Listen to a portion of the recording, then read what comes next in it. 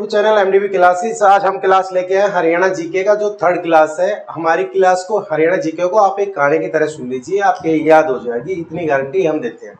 तो आज की क्लास शुरू करते हैं। चैनल पर जुड़े रहिए, सब्सक्राइब करिए। कुछ भी अगर आपको अपडेट मिलेगा तो चैनल पर जरूर बताया जाएगा। किसी प्रकार का नोटिफिकेशन निकलता है, कुछ भी निकलता है तो आपको जरूर बताया जाएगा। बाकी हरियाणा जीके की वगैरह की हम क्लासेस रेगुलर कर रहे हैं। उसके बाद मैथ्स की क्लास आज से शुरू हो रही है, तो शाम को जो वीडियो आएगी वो मैथ्स की क्लास की आएगी। तो हम पहली क्लास शुरू करते हैं। हम कल स्टार्ट किया था हाई कोर्ट्स। अब हाई कोर्ट हरियाणा में कैसे बने थे, क्या बने थे, इस पूरे डिटेल से पढ़ाएंगे हम। हरियाणा में एक ही हाई कोर्ट है, वो भी आप सभी को पता होगा, चंडीगढ़ में है। हरियाणा और पंजाब का हाई कोर्ट एक ही है। इसकी शुरुआत कहाँ हुई थी? पहले हरियाणा जो हिस्सा था, हरियाणा का जो हिस्सा था, इसमें पंजाब भी मिला हुआ था और पाकिस्तान का जो पोर्शन है पंजाब का वो भी मिला हुआ था। तो हमारा सबसे पहले जो हाई कोर्ट बना था, जो हरियाणा के लिए, जो क्षेत्र के लिए था, वो सबसे पहले लाहौर में बना था। उसकी शुरुआत हुई थी 1919 में। एक कहानी की तरह सुन लीजिए आप। 1919 में लाहौर में बना, सबसे पहले लाहौर में एक हाई कोर्ट बना था। जो 1919 में जब भारत आजाद नहीं हुआ था तब एक हाई कोर्ट की स्थापना की गई थी। उसको किस अधिनियम के तहत जोड़ा गया था? अंग्रेजों का एक अधिनियम आया था 1915 में, GDI अधिनियम जो है, इसके हिसाब से अंग्रेजों ने इसको जोड़ा था लाहौर को। हुआ क्या कि ये लाहौर पंजाब में स्थित है, लेकिन जो आपको जानकर सरप्राइज होगी, जो चीफ जस्टिस थे वो थे सादीलाल।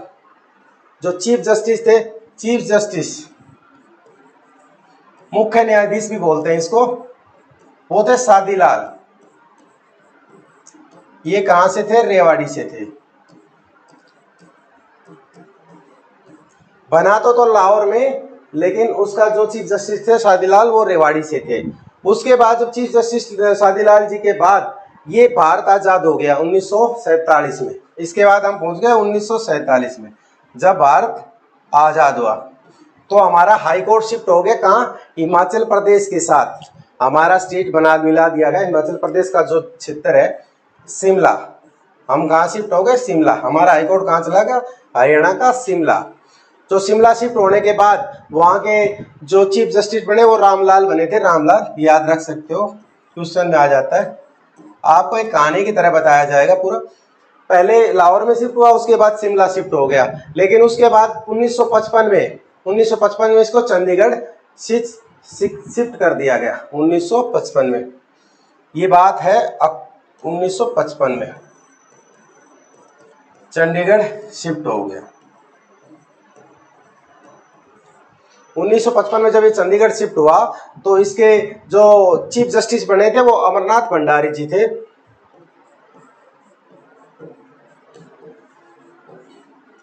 अमरनाथ भंडारी, ये समझ में आ गया कि 1955 में ये हरियाणा का जो कोर्ट, हाई कोर्ट है, वो चंडीगढ़ में शिफ्ट हो गया। हालांकि हरियाणा बना नहीं था अलग, लेकिन पंजाब का जो हम पंजाब का हिस्सा थे 1955 में, उस समय चंडीगढ़ ये शिफ्ट हो चुका था। इसको 17 जनवरी 1955 भी बोल सकते हैं। कभी कभी हरियाणा उसमें पूछ लेता, पूरा पूछ ले तो आप बता सकते हो 17 जनवरी 1955 एग्जैक्टली डेट आप डाल सकते हो। SSC में पूछ लिया जाता है। अब फिर भारत आजाद हो, फिर हरियाणा आजाद हुआ।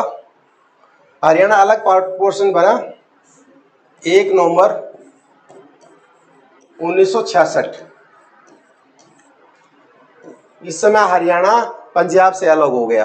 तो पंजाब का जो हाई कोर्ट है वो भी पंजाब और हरियाणा का हाई कोर्ट मिलाकर दोनों को मिक्स कर दिया गया। मैंने कल बताया था आर्टिकल 231 के तहत 2 से अधिक राज्यों का जो होता है हाई कोर्ट वो एक हो सकता है।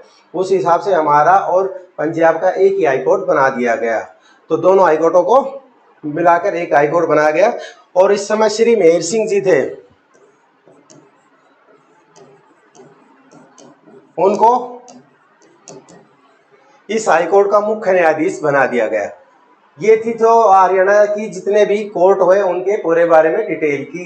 कभी कभी आ जाता है हाई कोर्ट कब बना था, कहाँ शिफ्ट हुआ था, मुख्य न्यायाधीश कौन थे, ये पूरी डिटेल आप यहाँ से देख सकते हो। अब तक हमारे जो टोटल कितने न्यायाधीश रहे हैं? 35 न्यायाधीश रहे। और अभी प्रेजेंटली जो अपने महिला जज हैं उनकी संख्या है 10। महिला जज कितनी है?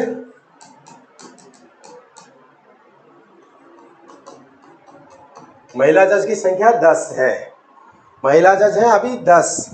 और अब तक जो दो ऐसे हमारे दो चीफ जस्टिस ऐसे रहे हैं जिन्होंने सुप्रीम कोर्ट में भी सेवाएं दी हैं। मैं मिटाता हूं, फिर उसके बाद लिख बताते हैं आगे।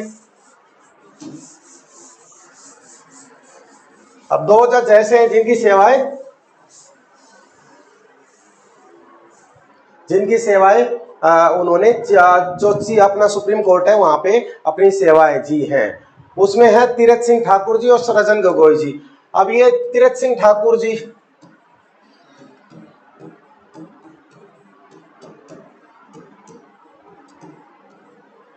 इनका नाम तो सुना होगा, रंजन गोगोई पहले काफी समय तक रहे थे ये वहां पे चीफ। ये सुप्रीम कोर्ट के जज भी रहे हैं, जो हरियाणा के चीफ जस्टिस बनने के बाद सुप्रीम कोर्ट के जज भी रहे हैं। एलिजिबिलिटीज मैंने आपको कल बताती थी कि हाई कोर्ट के जो जज बनने के लिए क्या क्या क्वालिफिकेशन होती है, क्या क्या कौन सिलेक्शन करता है, कौन अपॉइंटमेंट करता है। इनका सिलेक्शन जो होता है वो जो राष्ट्रपति द्वारा नॉमिनेटेड होते हैं ये, लेकिन ये रिजाइन देते हैं, त्याग पत्र देते हैं और राज्यपाल को देते हैं। शपथ भी राज्यपाल इनको दिलाता है। ये चीज मैंने आपको कल बता दी थी। अब कुछ आयोग हुए हैं, अब कुछ आयोग है, जैसे जाट हिंसा हुआ थी, एक जाट हिंसा हुआ थी हरियाणा में, उस आयोग के जो जज बनाए गए थे उसका जस्टिस एस.एन. राव जो थे उनको, अब उस एस.एन. झा जी हैं उनको बनाया गया था इसका जस्टिस एस.एन. झा थे। इनको इस जाट आयोग की कमेटी जो है वो एस.एन. झा जी ने की थी, तो उस एस.एन. झा आयोग भी बोलते हैं इसको। इनके ऊपर जस्टिस होते हैं, इनके ऊपर नाम के ऊपर पड़ जाता है इनका। एक वाड्रा कांड आपने सुना होगा, वाड्रा कांड जो हुआ था, जो वाड्रा कांड कहा हुआ था,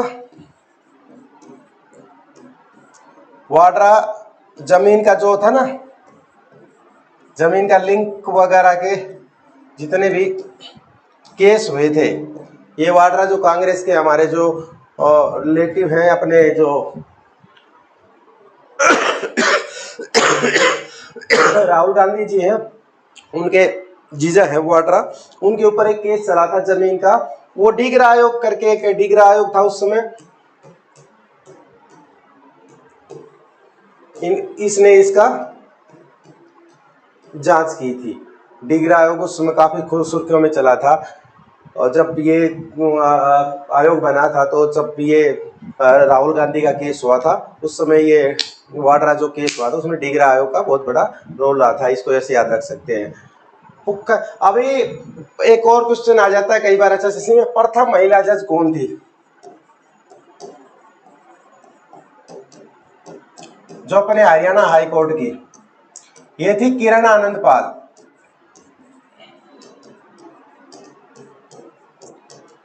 हाई कोर्ट की मुख्य जज जो थी वो किरण आनंद पाल थी।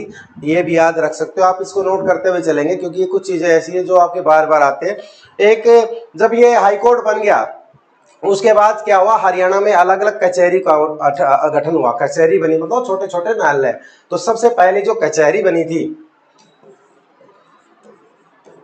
वो बनी थी अपने झज्जर जिला, 1919 की बात है। आजादी से पहले ये कचहरी बनी थी। सबसे पहले कहां पे बनी थी? झज्जर में बनी थी 1919 में। इसको भी आप नोट कर लीजिएगा क्योंकि इंपॉर्टेंट क्वेश्चन है, एसएससी के एग्जाम में एक बार आ चुका है। मैंने जो पिछले एसएससी के एग्जाम में जो क्वेश्चन आए हैं ज्यादातर वही उठाए, और उसके अलावा जो भी जरूरी है आपका जानना सिर्फ वही कराएंगे, हम सारा करवाने की जरूरत नहीं है। अभी एक और प्रथम लॉ कॉलेज के बारे में कभी कभी आ जाता है कि प्रथम लॉ कॉलेज वगैरह कहां बने थे। एसएससी के एग्जाम में पूछ लिया था प्रथम लॉ कॉलेज कहां खुला था जो हरियाणा का? ये पंचकुला में खुला था। कभी कभी पूछ लिया जाता है महिला लॉ कॉलेज पहला कहां खुला था। ये महिला लॉ कॉलेज की बात हो जाए, महिला लॉ कॉलेज अगर सिर्फ महिलाओं के लिए लॉ कॉलेज था, ये सोनीपत में खुला था बच्चों। जो क्वेश्चन एसएससी में ये रिवाज हुए कभी कभी, ये मैंने इसलिए डाल दिया। ये डॉक्टर भीमराव अंबेडकर कॉलेज है, ये डॉक्टर BR अंबेडकर कॉलेज है। तो ये तो हो गई हमारे हाई कोर्ट से रिलेटेड। सबसे पहले पढ़ा हमने हाई कोर्ट कैसे बना, कौन बना, फिर किस आयोग के अध्यक्ष कौन रहे। नॉर्मली 2-3 मेन, एक तो जाट हिंसा हुआ थी, वाड्रा जो जमीन घोटाला, जमीन का जो लिंक था उसकी जांच की थी। फिर हमने पढ़ा कि अपना कमेटी कहाँ बनी थी, कचहरी वगैरह कहाँ बनी थी। ये बेसिक चीजें हैं, ये जो क्वेश्चनों में आ जाती हैं। तो हमारा इससे हमारा जो हाई कोर्ट से कंसर्न जो क्वेश्चन आते हैं लगभग कवर हो गए। हालांकि मैं जब पिछले साल के प्रीवियस सेट्स कराऊंगा तो आपको सारा इसमें, इसके अलावा अगर कुछ क्वेश्चन नया आएगा तो वो भी हम करते हुए चलेंगे। मेन क्वेश्चन ये है, हमें एक बार सिलेबस कवर करना है हरियाणा जीके का, ताकि आपके एक रिदम बनी रहे। अब हम बात करते हैं कि कुछ शहरों के नाम अलग अलग चीजों के ऊपर पड़े हुए हैं। जैसे कि हम शहरों के नामकरण कैसे हुए वो देख लेते हैं।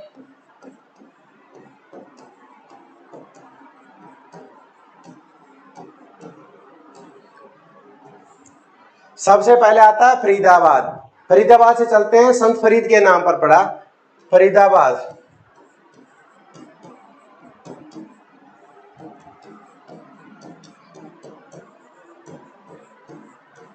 हम आपको मैप के द्वारा समझा देते हैं इसमें कि ये इजी रहेगा आपके लिए भी समझना और आसान रहेगा, थोड़ा सा इंटरेस्टिंग बढ़ जाएगा इससे।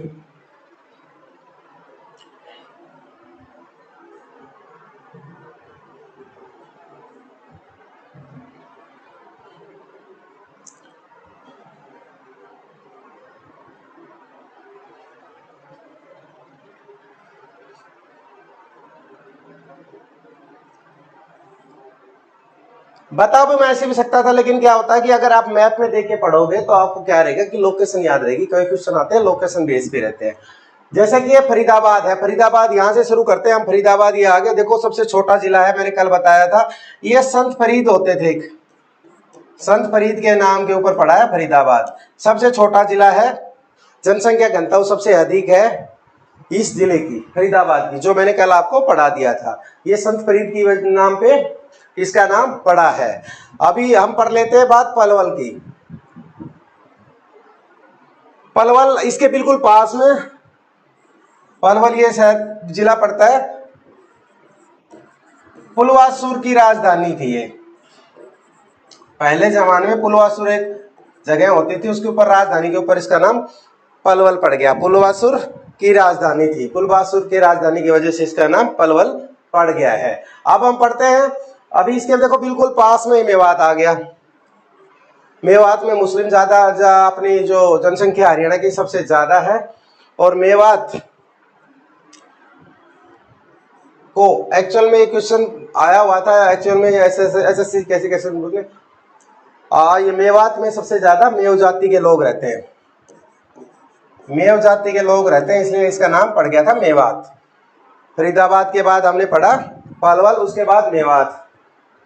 अभी हम आ गए रेवाड़ी। देखो पास में रेवाड़ी है, स्टील की नगरी कहा जाता है। इस स्टील के जो सामान बर्तन वगैरह बनते हैं, बर्तनों की नगरी भी कहा जाता है।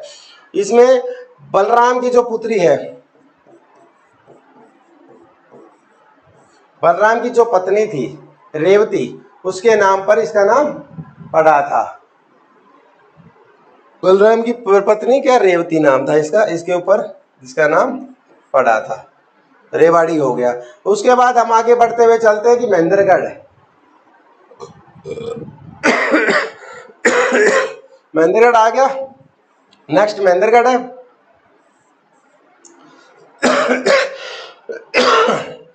एक राजा महेंद्र होते थे,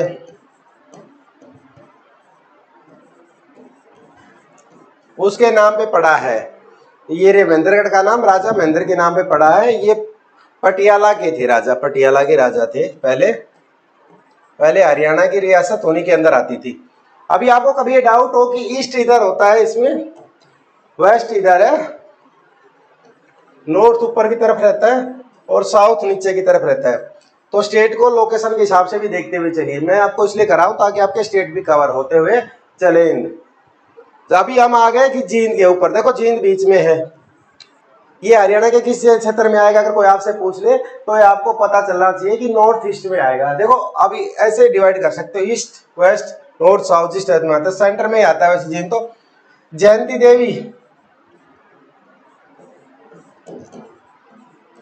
एक समाज सेविका, तो उनके नाम के ऊपर ये पड़ा था जीत का नाम, जैन का नाम जयंती देवी।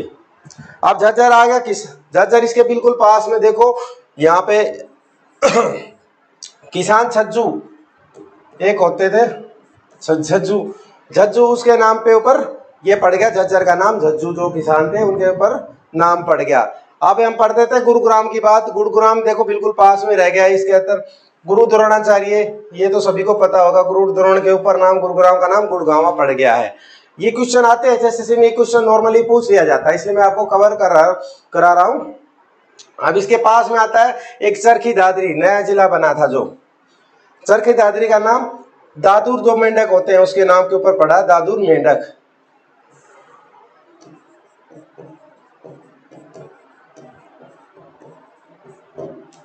पहले क्या एक झील थी दादरी के अंदर, उस झील में बहुत ज्यादा संख्या में मेंढक पाए जाते थे दादुर श्रेणी की, इसके लिए इसका नाम चरखी दादरी पड़ गया है।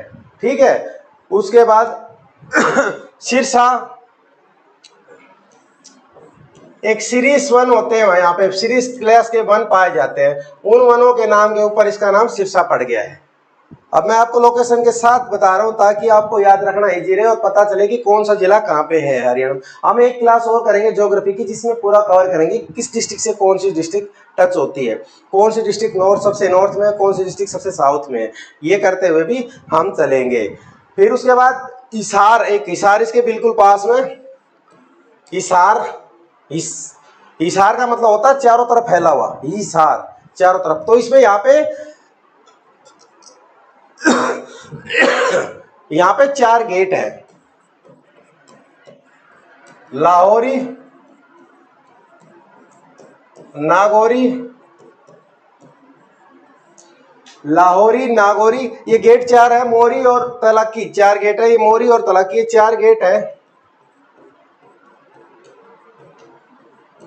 इन 4 गेटों के नाम पे, मतलब हिसार मतलब हिसार चारों तरफ फैला हुआ, तो इसलिए हिसार का नाम 4 गेटों के ऊपर हिसार पड़ गया है। अभी उसके बाद आते हैं हम पंचकुला। पंचकुला देखो हमारा सब टॉप मोस्ट शहर डिस्ट्रिक्ट है। पंचकुला में क्या होता है, सबसे ज्यादा पहाड़ है हमारे, मोरनी हिल्स भी यही है, समझ गए। तो इसलिए इसका नाम 5 झरने हैं यहाँ पे, 5 झरनों की वजह से इसका नाम पंचकुला पड़ गया है, ये भी याद आप रख सकते हो। फिर करनाल की बात आती है, करनाल भी देखो बिल्कुल पास में है इसके। करनाल का कैसे पता चलता है, करनाल से पता चलता है कि कर्ण, राजा कर्ण थे जो, उनके ऊपर नाम के ऊपर करनाल पड़ा है। कर्ण राजा कर्ण थे, महाभारत में आपने सुना होगा, कर्ण एक सबसे ज्यादा जो किसी को अपना वचन दे दिया या अपने वचन को निभाने के लिए अपना कुछ भी करने के लिए तैयार थे। सूर्य के उठने से पहले वो अर्थ लेने के बाद अगर उनसे कुछ कोई वचन मांगता था तो वो पूरा करते थे।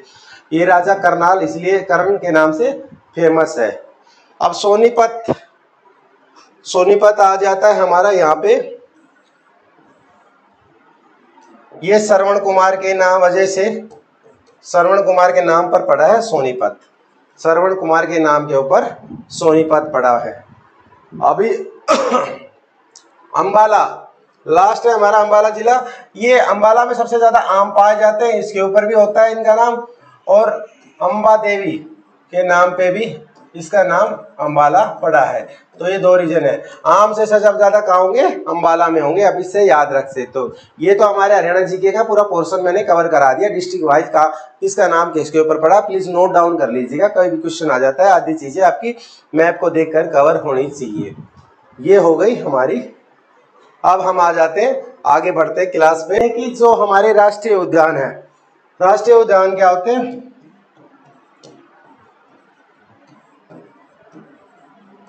हमारे हरियाणा में 2 ही राष्ट्रीय उद्यान है। पहला है सुल्तानपुर राष्ट्रीय उद्यान, सुल्तानपुर है एक,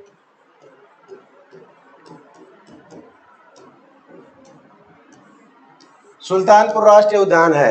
ये हमारे गुड़गांव जिला में पड़ता है, गुड़गांव जिला में फरुखनगर जगह है, वहां पे ये राष्ट्रीय उद्यान है। फास्ट फॉरवर्ड कराएंगे हम, इसको कवर करते हुए चलेंगे क्योंकि आज हमें कवर करना है। इसके 1900, अभी राष्ट्रीय उद्यान के बारे में पढ़ रहे थे, 1971 में इसको पक्षी विहार का दर्जा या पक्षी उद्यान, पक्षी उद्यान का दर्जा इसको दिया गया था।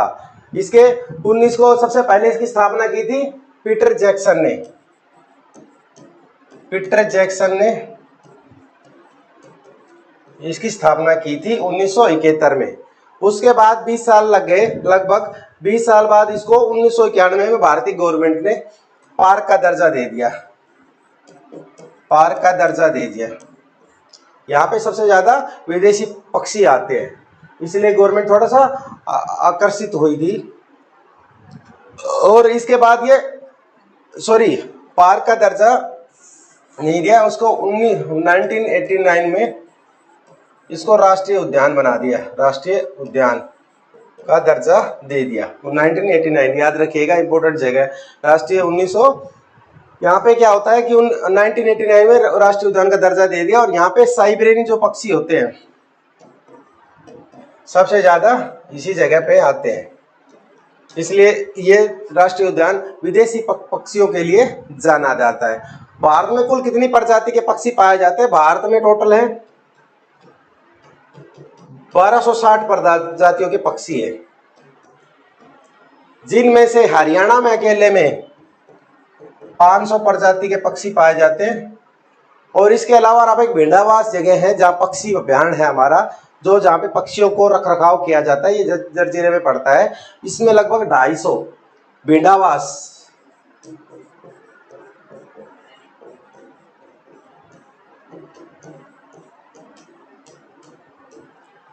यहाँ मैं स्पेशल घूमने गया था एक बार देखने के लिए, भेड़ावास में है का, भेड़ावास झज्जर जिले में पड़ता है। यहाँ पे कम से कम 250 पक्षियों की प्रजाति पाई जाती है। ये हमारा हो गया राष्ट्रीय उद्यान सुल्तानपुर। अब हम बात कर लेते हैं कलेश्वर राष्ट्रीय उद्यान, जो अपना यमुनानगर में है। वो थोड़ा इंपॉर्टेंट है, उसमें ज्यादा क्वेश्चन आते हैं, इसमें से भी आ जाता है कोई क्वेश्चन, पर मेनली कलेश्वर के ऊपर ज्यादा आते हैं।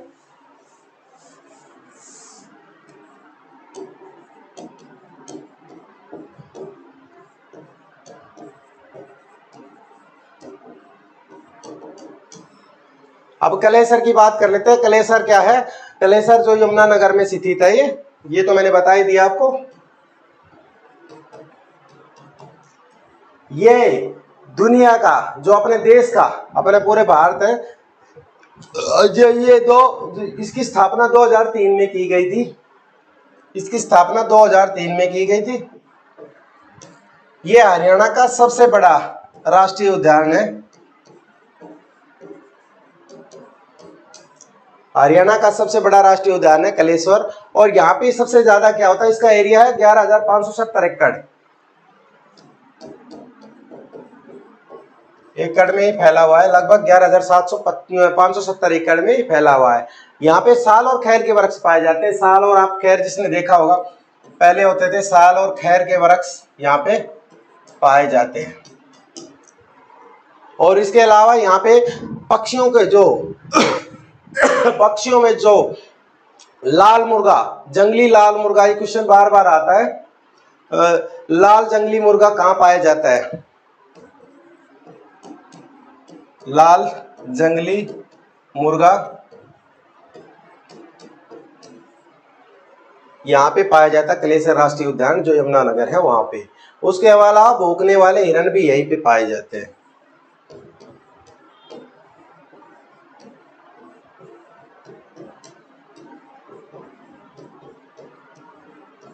भी यही पाए जाते हैं। ये दोनों इंपॉर्टेंट क्वेश्चन है, बार बार एचएससीसी के एग्जाम में आते हैं।